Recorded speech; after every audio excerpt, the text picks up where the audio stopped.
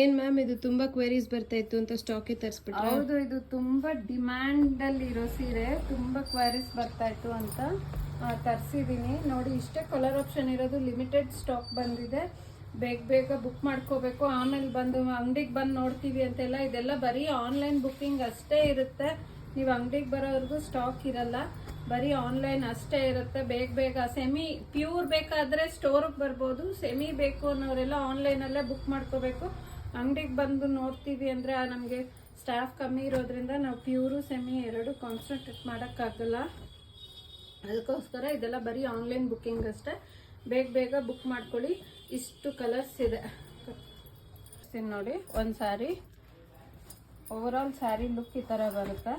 ಅವ್ರು ವೇರ್ ಮಾಡಿದಾರಲ್ಲ, serial actor ಒಬ್ಬರು ಸೆಲೆಬ್ರಿಟಿ ವೇರ್ ಮಾಡಿದ್ದಾರೆ. ಸೇಮ್ ಇದೇ ಥರ ಕಡಿ ಪಲ್ಲು ಬರುತ್ತೆ ಮತ್ತು ಪ್ಲೇನ್ ಬ್ಲೌಸ್.